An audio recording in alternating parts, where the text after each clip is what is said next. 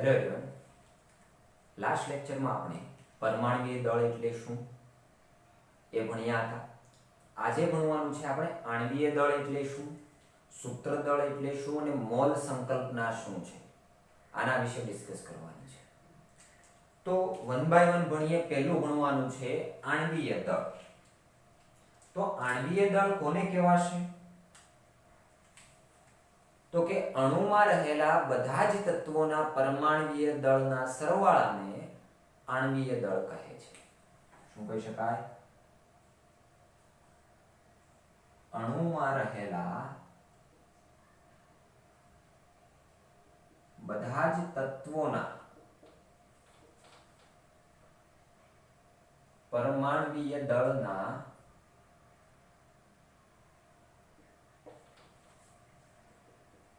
સરવાળાને આણ્વીય દળ કહે છે.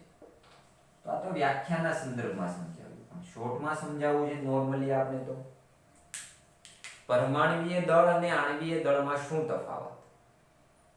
પરમાણ્વીય દળ એટલે સિંગલ પરમાણુનું દળ. હાઇડ્રોજન, નાઇટ્રોજન, કાર્બન કોઈ પણ હોઈ શકે. આણ્વીય દળ એટલે સિંગલ અણુનું દળ. હવે અણુ અને પરમાણુમાં ડિફરન્સ તો ખબર જ છે આપણને, કે જ્યારે બે જુદા જુદા પ્રકારના તત્વો જોડાઈને એક સંયોજન બનાવે, આપણે એને અણુ કહીએ છીએ. તો એનું દળ ગણવું છે તો એને આણ્વીય દળ કહેવાનું. સિંગલ પરમાણુનું દળ તો પરમાણ્વીય દળ, સિંગલ અણુનું દળ તો આણ્વીય દળ.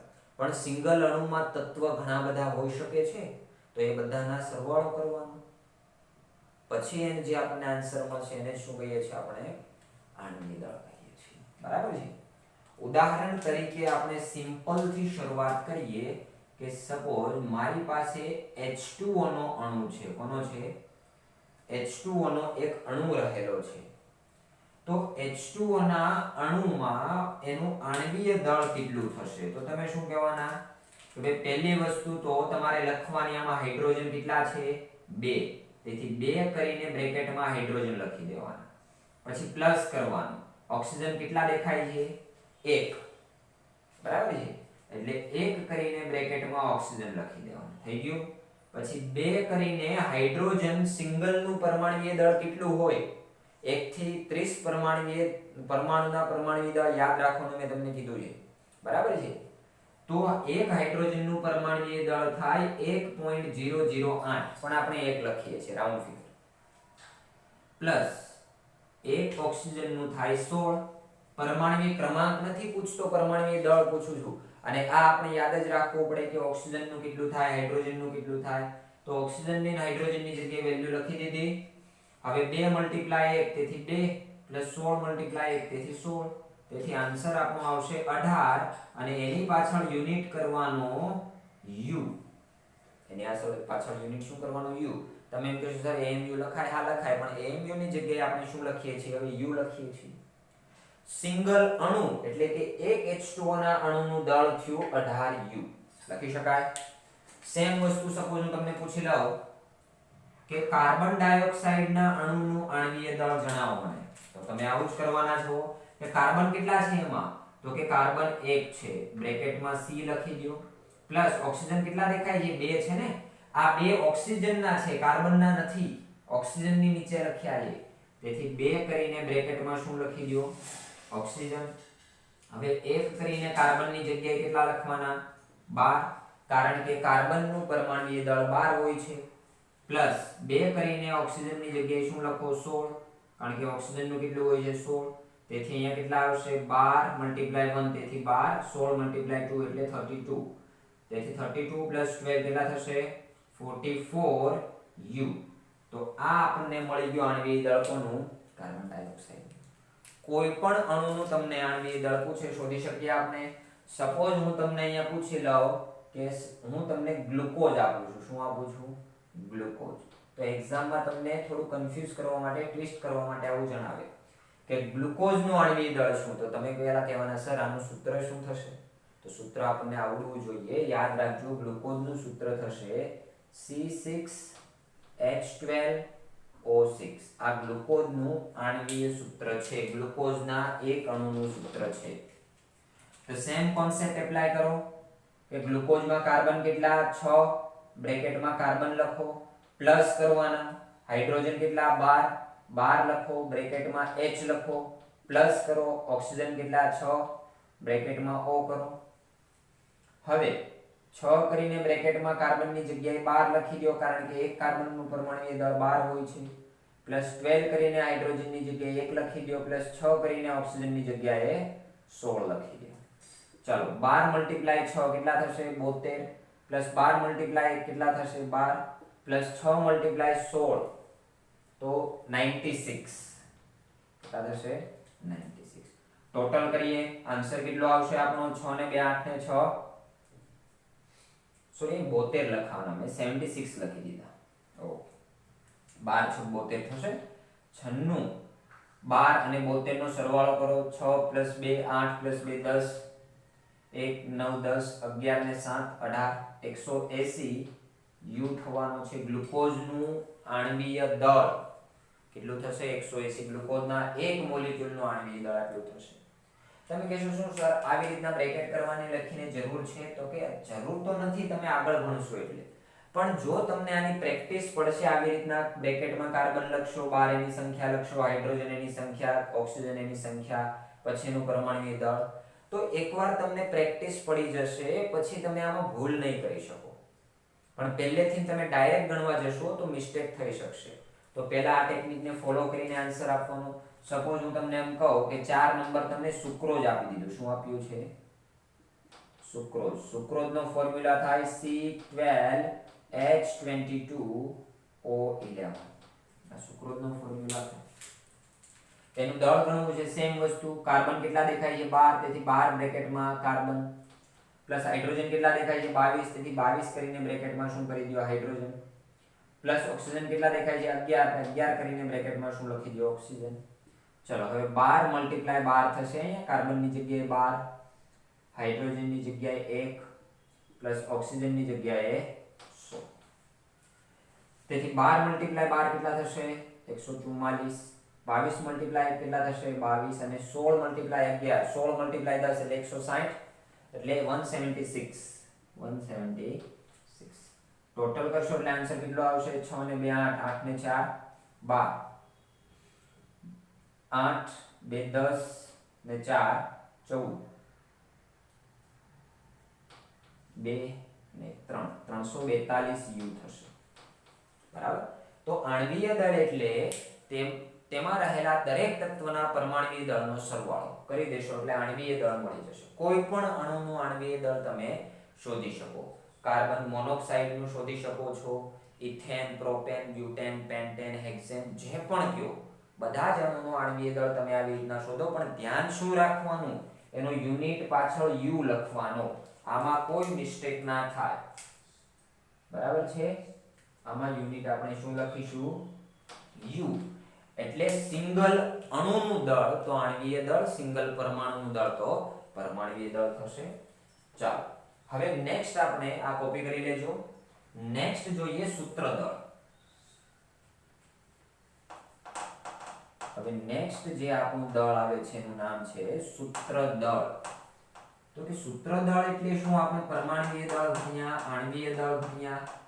બરાબર છે? હવે નેક્સ્ટ જે થિયરી છે એ છે સૂત્ર દળ વિશે. સૂત્ર દળ કોને કહેવાશે? સૂત્ર દળને આપણે ફોર્મ્યુલા માસ તરીકે પણ ઓળખીએ છીએ. બરાબર. હવે સૂત્ર દળ કોનું હોય? તો સૌથી પહેલા અહીંયા તમને એક નોટ કરીને કહી દઉં કે કોઈ આયનીય ઘન પદાર્થ હોય, આયનીય પદાર્થ માટે સૂત્ર દળનો ઉપયોગ થાય છે. હવે આયનીય પદાર્થ એટલે કે જેમાં એક ધન આયન હોય, એક ઋણ આયન હોય, એક કેટાયન હોય, એક એનાયન હોય. ધનને કેટાયન કહેવાય, ઋણને એનાયન કહેવાય. એવા આયનોથી કોઈ પદાર્થ બને છે તો એનું જે દળ ગણીએ એને કેવું કહેવાનું? સૂત્ર દળ કહેવાનું, આણ્વીય દળ નહીં કહેવાનું. આણ્વીય દળ એટલે અણુ. કે હું એમ કહું મારી પાસે કાર્બન ડાયોક્સાઇડ, એક આ રૂમમાં કાર્બન ડાયોક્સાઇડના ઘણા બધા અણુઓ છે, તો એક સિંગલ કાર્બન ડાયોક્સાઇડનો અણુ 2 ઓક્સિજન લઈને બેઠો હશે, બીજો 2 ઓક્સિજન લઈને હોય, ત્રીજો 2 ઓક્સિજન, મતલબ સિંગલ અણુના સ્વરૂપે હોય છે. પણ સૂત્ર દળ આપણે આયનીય પદાર્થનું ગણીએ તો આયનીય પદાર્થ એવી રીતના સિંગલ ના હોય. જેમ કે NaCl નું તમને ઉદાહરણ આપું, NaCl નું, તો આપણને ખબર છે NaCl માં શું હોય, Na+ હોય અને Cl- હોય. તેથી આનો તમે આકૃતિ ડાયાગ્રામ જોશો ને તમારી બુકમાં આપી છે, 3 ડાયમેન્શનલમાં આવી રીતના હોય. સપોઝ આ Na પરમાણુ છે, Na પરમાણુ તો નાનો હશે, આ Na પરમાણુ છે તો આ Cl છે, આ સોડિયમ છે તો Cl છે, સોડિયમ Cl આવી રીતના એ ત્રિપરિમાણીય દિશામાં શું હશે, ગોઠવાયેલા હશે. સોડિયમ પરમાણુ, પછી ક્લોરીન પરમાણુ, સોડિયમ ક્લોરીન સોડિયમ, બરાબર છે. અહીં પાછું સોડિયમ આવશે, ક્લોરીન આવશે, sodium chlorine sodium chlorine sodium chlorine. આવી રીતના આ ડાયરેક્શનમાં પણ આગળ વધતા હશે, નીચેની ડાયરેક્શનમાં પણ આગળ વધતા હશે અને પાછળની ડાયરેક્શનમાં પણ આગળ વધતા હશે. મતલબ 3 ડાયમેન્શનલમાં સોડિયમનો પરમાણુ ક્લોરીન સાથે હોય. જો આ સોડિયમનો પરમાણુ આ બાજુ ક્લોરીન સાથે પણ છે, આ બાજુ પણ છે, નીચે પણ છે, ઉપર પણ હોય, પાછળની બાજુ પણ હોય અને આગળની બાજુ પણ હોય. એટલે શું કહેવાય કે એક સોડિયમ પ્લસ પરમાણુ કેટલા ક્લોરીન વડે ઘેરાયેલો હોય છે, 6 ક્લોરીન વડે ઘેરાયેલો હોય. બરાબર છે. સેમ વસ્તુ ક્લોરીનને ટાર્ગેટ કરો કે આ Cl- છે તો આ એક સોડિયમ સાથે ઘેરાયેલો, આ બીજો, આ ત્રીજો, આ ચોથો, એક પાછળની બાજુ અને એક આગળની બાજુ. તેથી એક ક્લોરીન કેટલા સોડિયમ વડે ઘેરાયેલો હોય, 6 સોડિયમ વડે ઘેરાયેલો હોય. બરાબર. એટલે કે એક સોડિયમ કયા ક્લોરીન સાથે જાવ ફિક્સ નથી કે આ બાજુના ક્લોરીન સાથે NaCl બને, આ બાજુના સાથે બને, તો એવું કાઈ ના હોય, આમાં અણુ ના હોય. એટલે આમાં કોઈ એની સ્પીસીસ છે ફિક્સ નથી કે સોડિયમ આ ક્લોરીન સાથે છે કે આ ક્લોરીન સાથે. એટલે એનું જે દળ ગણીએ એને આપણે આણ્વીય દળ ના કરી શકીએ, કારણ કે અણુ છે જ નહીં. કારણ કે એક સોડિયમ 6 ક્લોરીન સાથે છે, એક ક્લોરીન 6 સોડિયમ સાથે છે. બરાબર. તેથી એનું સિમ્પલેસ્ટ ફોર્મ શોધી કાઢ્યું કે ભાઈ આમાં એક સોડિયમ અને એક ક્લોરીન હોય, તેથી એને આપણે શું કહીએ છીએ, એનું સૂત્ર NaCl છે. તો એનું જે દળ ગણીએ ને એને આપણે શું કહેવાનું, સૂત્ર દળ કહેવાનું. હવે સૂત્ર દળ ગણવાની ટેકનિક પણ પેલી જ જે આપણે હમણાં આણ્વીય દળમાં શોધી કે સિંગલ અણુનું દળ એટલે આણ્વીય દળ. તો આ નું દળના પરમાણુના દળનો સરવાળો કરો એટલે સૂત્ર દળ મળશે. બરાબર છે. તફાવત એટલો જ છે કે નામ બદલી નાખ્યું, ખાલી તફાવત એટલો જ છે કે નામ બદલી નાખ્યું. જેમ કે NaCl નું દળ ગણવું છે મારે, તો એક સોડિયમ છે તો એક કરીને બ્રેકેટમાં સોડિયમ કરો, પ્લસ ક્લોરીન એક છે તો એક કરીને બ્રેકેટમાં ક્લોરીન કરો. ચાલો, એક સોડિયમ નું દળ કેટલું હોય, 23. એક ક્લોરીન નું કેટલું હોય, 35.5. 1 × 23 + 1 × 35.5, તેથી આન્સર આવશે 58.5. અને છેલ્લે યુનિટ તો યુઝ કરવાનો, યુનિટ શું કરવાનો, યુ કરવાનો જ રહેશે. એમાં કોઈ ફેરફાર નહીં કરવાનો. આણ્વીય દળ હોય તોય ભલે, પરમાણ્વીય દળ હોય તોય ભલે, સૂત્ર દળ હોય તોય ભલે, યુનિટ બધામાં યુ આવશે. તો એવો ખ્યાલ આવી ગયો છે સૂત્ર દળ એટલે શું. આના બીજા ઉદાહરણ તમને આપું કે અધર એક્ઝામ્પલ આના કહી શકીએ આપણે KCl, MgCl2, પછી વાત કરીએ આપણે Na2O. બરાબર છે. કોઈ પણ ઉદાહરણ લઈ લો, આ બધામાં આયનો હોય છે, એક ધન આયન હોય, એક ઋણ આયન હોય. તો ધન આયન અને ઋણ આયન હોય તો આપણે એને આણ્વીય દળ નહીં કહીએ, સૂત્ર દળ કહીશું. ગણવાની ટેકનિક બંનેની એક જ છે, ખાલી નામ બદલી નાખ્યા. બરાબર છે. તો આ વાત કરી દીધી આપણે સૂત્ર દળની. ઓકે, નોટ કરી લેજો સાથે. એના પછી નેક્સ્ટ હવે આપણે આવીએ છીએ મોલ સંકલ્પના અને મોલર દળ. આજના લેક્ચરનો આ છેલ્લો ટોપિક છે અને ઇમ્પોર્ટન્ટ પણ છે, સમજવા જેવું.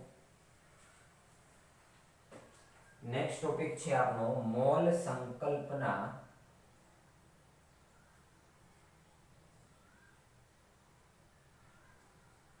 અને મોલર દળ. મોલર દળ. કોન્સેપ્ટ એન્ડ મોલાર માસ એમ પણ કહી શકાય. તો હવે મોલ સંકલ્પના શું છે પહેલા એ સમજીએ અને પછી મોલક દળ સમજીએ. તો પહેલા જુઓ અહીંયા મોલ સંકલ્પના શું છે. તો મોલ સંકલ્પના સમજતા પહેલા થોડા ઉદાહરણ જોઈએ. કે આપણે જાણીએ છીએ એમ પરમાણુ કે અણુ અતિ સૂક્ષ્મ છે, ખૂબ નાનો છે, એને નરી આંખે જોઈ શકતા નથી. જો એને નથી જોઈ શકતા તો એ ખૂબ સૂક્ષ્મ છે. હવે તમે થોડો ઘણો પણ કોઈ પણ પદાર્થનો જથ્થો લેશો તો એમાં અસંખ્ય પરમાણુ હોઈ શકે છે, અણુ હોઈ શકે છે. હું એમ કહું કે ભાઈ 1 ગ્રામ મેં NaCl લીધું તો એમાં અસંખ્ય Na+ હશે, અસંખ્ય Cl- હશે. પણ કેટલા એ તો ગણવું પડશે ને. અસંખ્ય એટલે એની કોઈ ફિક્સ જ નથી. ફિક્સ તો હોય કેટલા હોઈ શકે છે તો એ ગણવું છે. તો એ ગણવા માટે આપણે મોલ સંકલ્પના દાખલ કરી. જેમ કે આપણને ખબર છે કે આપણે 1 ડઝન બરાબર કેટલા કહીએ છીએ? 1 ડઝન બરાબર કોઈ પણ વસ્તુના 12 નંગ થાય. 1 કોડી બરાબર શું થાય? કોઈ પણ વસ્તુના 20 નંગ થાય. અને 1 ગ્રોસ બરાબર શું થાય? કોઈ પણ વસ્તુના 144 નંગ થાય. તો આ એક આપણે મેથડ બનાવેલી છે કે હું એમ કહું 1 ડઝન આપો એટલે 12 નંગ જ થવાનું છે, 1 કોડી કહો એટલે 20 નંગ થવાનું, 1 ગ્રોસ કહો એટલે 144. તો સેમ એના જેવું એક સંકલ્પના દાખલ કરવામાં આવી. કોની? મોલની. ત્યાં મોલ સંકલ્પના દાખલ કરવામાં આવી. જે મોલ છે એને પાયાની 7 રાશિ પૈકી એક ગણવામાં આવી. બરાબર, 7મી રાશિ તરીકે દાખલ કરવામાં આવ્યું SI એકમ પદ્ધતિમાં. મોલ જે છે એનો SI એકમ લખવો છે તો તમારે MOL લખવાનું. એનો સિમ્બોલ લખવો છે તો MOL લખવાનું. નામ લખવું છે તો MOLE લખવાનું. બરાબર છે. એ શું દર્શાવે છે તો કે ભાઈ પદાર્થનો જથ્થો દર્શાવવા માટે મોલ સંકલ્પનાને દાખલ કરવામાં આવી international system of unit SI unit સિસ્ટમમાં. તો હવે અહીંયા જે મોલ સંકલ્પના છે એની વેલ્યુ શું થશે? તો 1 મોલ જો 1 ડઝન બરાબર 12 નંગ, 1 કોડી બરાબર 20 નંગ, 1 ગ્રોસ બરાબર 144 નંગ. તો 1 મોલ બરાબર શું? તો પહેલા એની વ્યાખ્યા આપે પછી એની વેલ્યુ જોઈએ. તો 1 મોલ કોને કહેવાય?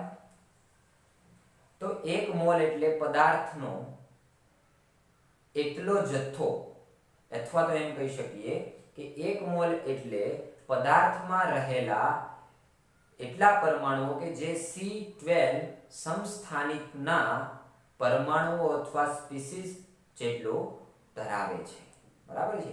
એની એક્ઝેક્ટ ડેફિનેશન આપણે જોઈએ તો લખી દઉં અહીંયા. 1 મોલ એટલે પદાર્થનો એટલો જથ્થો, 1 મોલ એટલે પદાર્થનો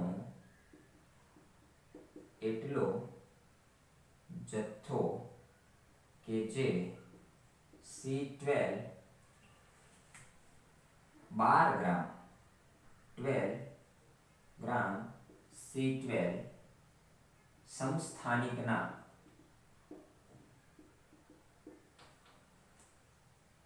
પરમાણુઓ અથવા સ્પીસીસ ધરાવે છે.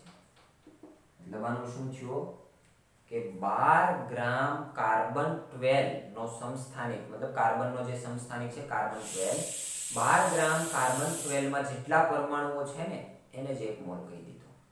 તો પણ એની સંખ્યા કેટલી એ ગણવી પડશે આપણે. તો એ ગણવા માટે અહીંયા અત્યારની દળ સ્પેક્ટ્રોમેટ્રી પદ્ધતિ દ્વારા મને ખબર પડી કે ભાઈ 1 C12 પરમાણુનું દળ કેટલું છે? તો એ ખબર પડી મને 1.662648 into 10⁻⁻23 ગ્રામ. આ એક વેલ્યુ મળી મને, એક મિસ્ટેક છે, 1.66 નથી 1.99 છે. 1.992648 × 10⁻23 ગ્રામ આ મને એક કાર્બન પરમાણુનું દળ મળ્યું, બરાબર છે. તો 12 ગ્રામ કાર્બન પરમાણુમાં કેટલા હશે? તો કે આટલા ગ્રામમાં એક પરમાણુ, તો 12 ગ્રામમાં કેટલા એમ કરી શકું? 12 ગ્રામમાં કેટલા થઈ શકે? યસ, કરી જો, મૂકી જો વેલ્યુ. 12 × 1 કાર્બન પરમાણુ એટલે 12/1.99 આવશે. તેથી 1 મોલ બરાબર 12/1.99 2648. આ ખૂબ જ ચોકસાઈપૂર્વક મેજર કરેલી વેલ્યુ છે. મલ્ટીપ્લાય 10⁻−23. હવે શું કરવાનું? 1/1.99 12/1.99 અને 10⁻23 ઉપર જશે, તેથી આ આન્સર આવશે 10⁻23 પરમાણુ પર મોલ. એમ લખાય ને? શું લખાય? પરમાણુ પર મોલ એટલે 1 મોલમાં આટલા પરમાણુ હોય અને 12/1.99 કરશો એટલે તમારો આન્સર આવશે 6.022 1367 6.0221367 એની એક્ઝેક્ટ વેલ્યુ છે, બરાબર છે. ચાલો, તો મને 1 મોલની વેલ્યુ ખબર પડી ગઈ કે 1 મોલ બરાબર કેટલા થાય. 1 મોલ બરાબર કેટલા થશે એ ખ્યાલ આવી ગયો. અહીંયા પાવર કેવી લખવાની છે? 23. તો અહીંયા વાત કરી 1 ડઝન બરાબર 12 નંગ, 1 કોડી બરાબર 20 નંગ, 1 ગ્રોસ બરાબર 144. તો 1 મોલ બરાબર 6.022 × 10⁻23 પરમાણુ. પરમાણુ પણ હોઈ શકે, અણુ પણ હોઈ શકે, આયન પણ હોઈ શકે, કણ પણ હોઈ શકે, કોઈ પણ વસ્તુ હોઈ શકે. તમને હું સપોઝ એમ કહું કે મારી પાસે 1 મોલ રેડ માર્કર છે, એટલે કેટલી માર્કર થઈ ગઈ? 6.022 × 10⁻23. બરાબર છે. હું એમ કહું કે મેં બોર્ડ ઉપર 1 મોલ શબ્દ લખેલા છે, તો એ કેટલા થઈ ગયા? 6.022 × 10⁻23. 1 મોલ આવે એટલે તમારે આ સંખ્યા યાદ કરી લેવાની. અને આ જે સંખ્યા છે એટલી ઇમ્પોર્ટન્ટ છે કે એને અલગથી નામ પણ આપવામાં આવ્યું અને સંજ્ઞા પણ આપવામાં આવી. તો 1 મોલને જે સંજ્ઞા આપવામાં આવી એ સંજ્ઞા છે કેપિટલ N ની નીચે લખવાનું કેપિટલ A, Na, અને આને નામ આપવામાં આવ્યું એવોગેડ્રો અચળાંક. એવોગેડ્રો અચળાંક ખૂબ અગત્ય છે. વૈજ્ઞાનિક એમિડો એવોગેડ્રોના સન્માનમાં એનું નામ એના પરથી રાખવામાં આવ્યું. અને આ સંખ્યા એટલી ઇમ્પોર્ટન્ટ છે તેથી લઈને આને ઘણીવાર છે ને આ 10⁻23 ના લખે, બધા પોઈન્ટ પાછળ દર્શાવી દે. તમારે એવી રીતના દર્શાવી દે સંખ્યાને. શું લખી શકાય? 6 પોઈન્ટ કાઢી નાખો છે. 0 2 2 1 3 6 7 1 2 3 4 5 6 7 8 9 10 11 12 13 14 15 16. તો આ સંખ્યા આવડી મોટી થાય જો તમારે ડેસિમલ થી ને 10⁻23 થી એટલે કે વૈજ્ઞાનિક સંકેત પદ્ધતિમાં નથી દર્શાવવું તો. પણ આપણે લખતી વખતે આમ જ લખવાનું, આ તો ખાલી એમ જ લખી આપ્યું છે, બરાબર છે. તો 1 મોલ એટલે શું ખ્યાલ આવી ગયો? સપોઝ હું તમને એમ કહું કે 1 મોલ H2O છે. શું છે? 1 મોલ H2O એટલે H2O ના કેટલા અણુ થયા?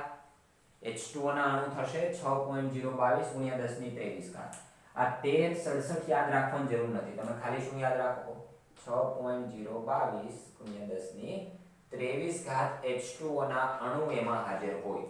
હું તમને એમ કહું 1 મોલ NaCl છે, તેથી એનો મતલબ શું થાય? 6.022 × 10⁻23 NaCl ના એકમ સૂત્ર હોય છે. એકમ સૂત્ર હોય છે, બરાબર છે. મતલબ એને 6.022 × 10⁻23 થી મલ્ટીપ્લાય કરી દેવાના 1 મોલ કે. સપોઝ 2 મોલ NaCl કહું તો 2 × 6.022 × 10⁻23. તો આ મોલ સંકલ્પના થઈ. ઓકે, હવે આના ઉપરથી આપણે શીખીએ મોલર દળ એટલે શું. આના ઉપરથી શીખીએ મોલર દળ એટલે શું. મોલર દળ ની વ્યાખ્યા આપણે આપીએ તો એમ કહી શકાય, એક મોલ પદાર્થનું ગ્રામમાં દર્શાવેલ દળને મોલર દળ કહે છે. મોલર દળ કહે છે. એક મોલ પદાર્થનું ગ્રામમાં વજન દર્શાવો તો મોલર દળ થઈ જાય. મોલર દળ અને આણ્વીય દળમાં તફાવત શું એ પણ જોઈએ. જેમ કે હું એમ કહું H2O નું મને આણ્વીય દળ જણાવો અને મોલર દળ જણાવો, તો આણ્વીય દળ તો હમણાં આપણે ગણી લીધું 18U થતું હતું, તો મોલર દળ પણ 18 થશે, પણ U નહીં લગાવવાનું. શું લખવાનું? ગ્રામ પર મોલ. કે H2O ના 1 મોલમાં 18 ગ્રામ વજન હોય છે. H2O ના 1 મોલમાં 18 ગ્રામ જેટલું વજન હોય છે. બરાબર? જેમ કે આપણે CO2 નું ગણ્યું હતું. CO2 નું આણ્વીય દળ શું થતું હતું? 44U. એક અણુનું દળ એટલે આણ્વીય દળ, પણ એક મોલ અણુનું દળ તો મોલર દળ. સિંગલ અણુનું દળ એટલે આણ્વીય દળ, પણ એક મોલ અણુનું દળ એટલે મોલર દળ. હું એમ કહું H2O નું એક અણુનું દળ 18U છે, પણ H2O ના 6.022 ગુણ્યા 1023 અણુનું કેટલું દળ? તો 18 ગ્રામ પર મોલ. બરાબર? CO2 નું આ જે દળ છે કેવું છે? આણ્વીય દળ, પણ હું કહી દઉં 44 ગ્રામ પર મોલ, ખાલી યુનિટ બદલી દો તેથી મોલર દળ થઈ જશે. જ્યારે પણ લખ્યું હોય ગ્રામ પર મોલ એટલે સમજવાનું તમારે કે આના 1 મોલ અણુનું દળ છે, 1 મોલ પરમાણુનું દળ છે. અને U લખ્યું હોય એટલે 1 અણુનું દળ, 1 પરમાણુનું દળ, તો U સૂત્ર દળ, આ બધી વસ્તુ. ઓકે, તો આઈ હોપ કે બધાને ખ્યાલ આવી ગયો હશે ડિફરન્સ મોલર દળમાં, મોલ સંકલ્પના, આણ્વીય દળ, સૂત્ર દળ તથા પરમાણ્વીય દળમાં. તો પણ બધાના એક વાર ઉદાહરણ લખીને ક્લિયર કરી દઉં છું એટલે કોઈ પણ પ્રકારના એમાં ડાઉટ્સ રહે. બરાબર છે? ચાલો, આપણે જે છેલ્લે ભણ્યા એક ભણ્યા હતા પરમાણ્વીય દળ, એક ભણ્યા આણ્વીય દળ, એક ભણ્યા સૂત્ર દળ. બરાબર છે? ચાલો, પહેલું આપણે ભણ્યા હતા પરમાણ્વીય દળ, બીજું ભણ્યા હતા સરેરાશ પરમાણ્વીય દળ. સરેરાશ પરમાણ્વીય દળ. ત્રીજું ભણ્યા હતા આણ્વીય દળ, ચોથું ભણ્યા હતા સૂત્ર દળ, અને પાંચમું ભણ્યા મોલર દળ. તો ડિફરન્સ શું બધાનો? પહેલું જોવો શું છે? પરમાણ્વીય દળ એટલે સિંગલ પરમાણુનું દળ. સિંગલ પરમાણુનું દળ. શામાં? યુનિટ એનો U, યુનિફાઈડ માસ. બરાબર છે? સરેરાશ પરમાણ્વીય દળ એટલે સરેરાશ કાઢવાની, સમસ્થાનિકોના દળનો શું કરવાનો? સરવાળો કરવાનો છે, એના જે પણ પ્રચુરતા છે એની સાથે મલ્ટીપ્લાય કરવાનું છે, તો સરેરાશ મળશે. એને પણ આપણે શામાં લખતા હતા? U માં. આણ્વીય દળ એટલે સિંગલ અણુનું દળ, એમાં રહેલા બધા જ તત્વોના પરમાણ્વીય દળનો સરવાળો, તો એને પણ શામાં લખતા હતા? U. સૂત્ર દળ એટલે કે આયનીય ઘન પદાર્થ માટે આણ્વીય દળની જગ્યાએ સૂત્ર દળ શબ્દ વાપરીએ છીએ, એના માટે પણ શું લખીએ છીએ? U. પણ મોલર દળ, મોલર દળ એટલે શું? 1 મોલ અણુ, 1 મોલ પરમાણુ બધાનું દળ ગણવું છે. 1 મોલ અણુનું દળ, અણુ લખું છું, ચાલો અહીંયા અણુનું દળ, એને આપણે લખીએ છીએ ગ્રામ પર મોલ. જે આણ્વીય દળ છે એ જ મોલર દળ હશે, પણ એનો યુનિટ U હતો તો આનો યુનિટ ગ્રામ પર મોલ થઈ જશે. બરાબર છે? આટલો જ તફાવત છે. તો અહીંયા મોલ સંકલ્પના આપણે આ વાત પૂરી કરી, આણ્વીય દળ. હવે આપણો જે નેક્સ્ટ ટોપિક રહેશે એ નેક્સ્ટ ટોપિક આવે છે બંધારણીય ટકાવારી વિશે આવે છે, પરસેન્ટેજ કમ્પોઝિશન વિશે. તો એ ભણતા પહેલા આ બધી જ ટર્મ આપણે ક્લિયર હોવી જોઈએ. 1 મોલ બરાબર એવોગેડ્રો નંબર Na, એની વેલ્યુ છે 6.022 × 1023 કાપ, બરાબર છે. તો આ વેલ્યુ યાદ રાખજો, આના ઉપરથી ઘણા ક્વેશ્ચન સોલ્વ થશે, તમને એમસીક્યુ શીટ પણ આપીશ પછી. તો આપણે મોલ સંકલ્પના સુધી પૂરું કરી લીધું. હવે નેક્સ્ટ લેક્ચરથી આપણે જોઈશું પર્સન્ટેજ કમ્પોઝિશન એટલે કે બંધારણીય ટકાવારીથી.